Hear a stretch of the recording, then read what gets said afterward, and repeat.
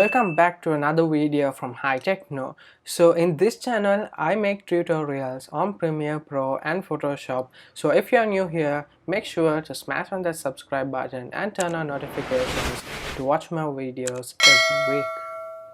Alright, to get started, I have a video over here. Now simply the first method is to drag in your video onto your timeline. And over here I have my video, and now you need to find the point where you want to have in your zoom in blur effect.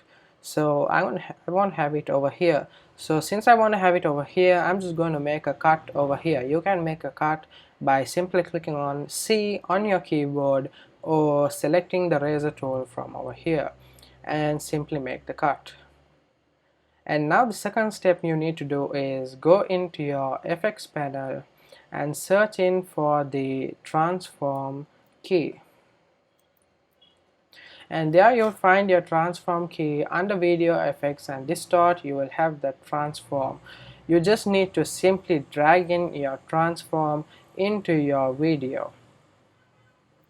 Alright, now all you need to do is go into your FX controls panel and find for your transform. Over here you will have your transform. Now since you want to make the effect at the end of your video clip, you just got to move your playhead to the end of your video, and now go to scale and you can change the amounts. I'm going to change it to 175. And before that, make sure to toggle up your animation key so you have a keyframe created in the video. And now I want to move my playhead 10 steps behind so I can have that zoom in effect. And now I got to just simply reset my scale. And when you play back this, now I will have that smooth zoom in effect. Alright, now you can see in slow-mo that the video is too crispy. So in order to blur this video, just got to go down and uncheck your use composition shutter and change your shutter angle to 100. And now when you play back your video, you will have that simply small blur effect in your video. Alright, since we have our keyframes created, now if you want to make an adjustment either to have a lengthier duration of your zoom in effect, you can just simply move your playhead to where you want to have your start of the effect and move your first keyframe into that place. And now when you play back your video, you will have that smooth, small, lengthy duration in your video.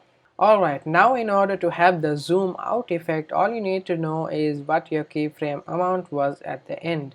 So since mine was 175 approximately, I'm going to move on to my second video clip. And make sure to again bring in your transform effect onto your video clip too. And there again, go on to transform, find for your scale, create the keyframe, and select your amount and change it to 175.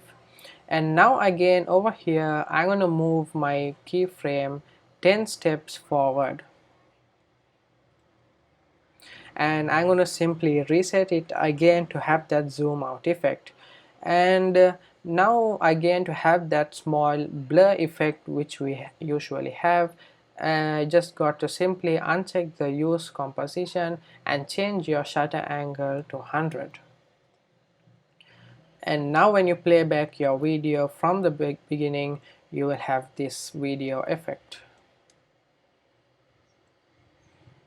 And yeah, there you go. I hope you benefited from this video, and make sure to leave a thumbs up on this video, as most of you all have not subscribed to this channel. Make sure to subscribe and support us. Thanks for watching, and I'll see you in the next video.